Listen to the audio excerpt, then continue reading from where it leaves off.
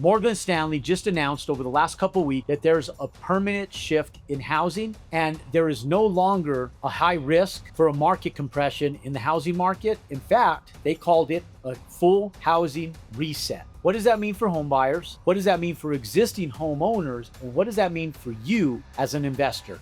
So this housing reset, Morgan Stanley is saying, is nothing like the 2008 recession. In fact, what we had went through in 2008 when there was a whole reset in the market, but it actually reset economics so that housing became more affordable, no longer exists. In fact, there's going to be a permanent shift that housing is not expected to go down at all. In fact, it's expected to actually continue rising in prices. In fact, last month we saw a 1% increase in overall housing prices year over year, and it doesn't seem to be going down anytime soon. And so what does this look like for existing homeowners? What does this mean for home ownership for future homeowners? And what does this mean for you as an investor? Look, like always, if you like me and you like this content, click and subscribe to my YouTube channel. And I'm going to always be redundant about that. Smash that thumbs up button and give us a little bit of love. And let's go over what this housing market looks for investors, for builders, and where the opportunity lies between single family homes, for renters, multifamily, and the market in general. Well, according to Morgan Stanley, things are not going to shift as far as affordability for home ownership. It's just going to get a little bit more complicated for people to get into the housing market. Now, there's good, there's pros, and there's cons about this.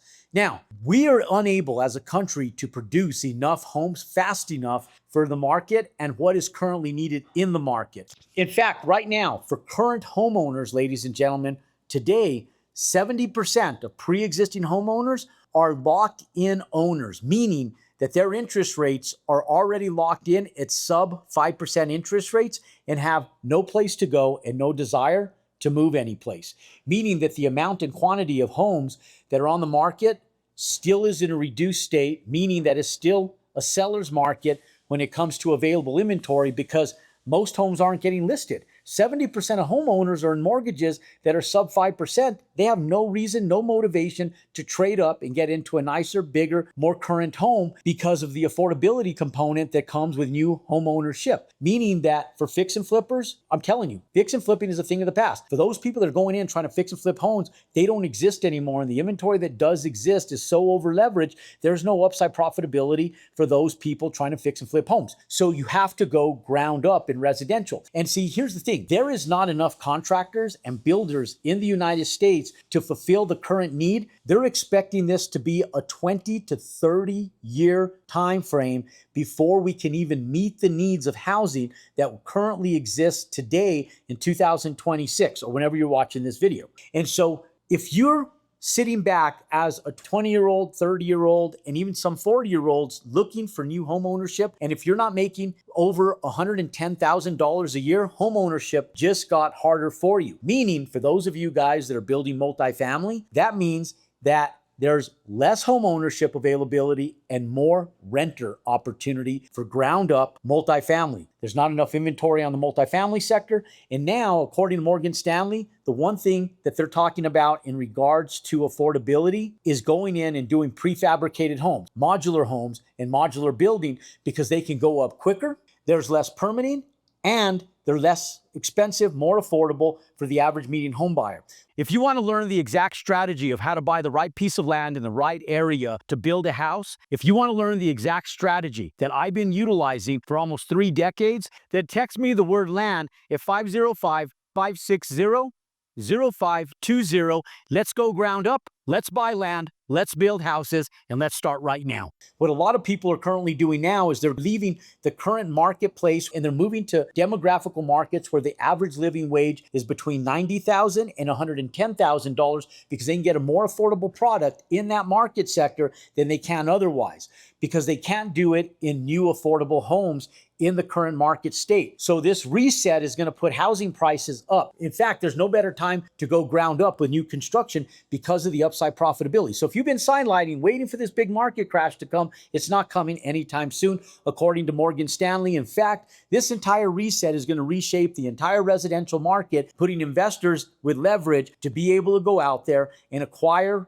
properties, residential land and multifamily land, at a premium to go out and profit with the upside of going ground up in 2026, 27, 28, and migrating over the next 3 decades. Now, how do you prepare yourself for this? Well, let's do a comparison of the market in 2008, because I like using that as a status quo. So housing turnover is at the slowest it's been in 40 years. The rate scenario that they're predicting is going to hover between 4% and 6%. That is the new norm. And we haven't seen rates in 3 years go below 5%. In fact, a 30-year fixed term loan today is currently at 6.23% at the time that we're actually recording this video, and with no clear path of any lower rates. Now, the average payment has shifted over the last 5 years. 5 years ago, the average household payment for a house was hovering right around $1,000. Today, in 2026, it's hovering around $2,000 for their monthly mortgage payment.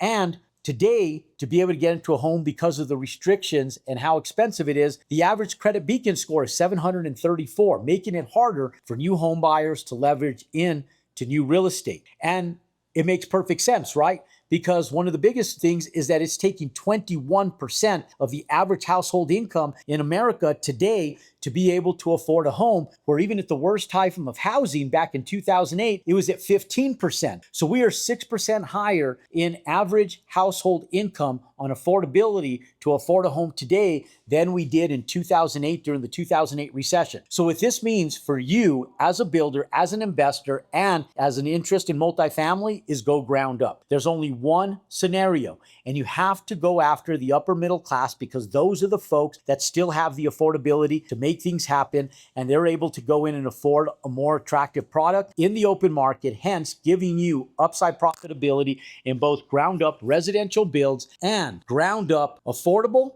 and luxury multifamily nationwide. Look, for more content just like this and to better understand how to leverage these new builds and ground up, comment the word build down below. And let's go ground up in 2026, 27, 28, and let's take advantage of the upside profits in the number one asset class in real estate today, and that's ground up luxury and semi-luxury residential and ground up multifamily, both in the affordability space and in the semi-luxury space. Multifamily is where it is. Click subscribe to my YouTube channel for more content just like this. Pound that thumbs up button, and until next time, go out and compound your success.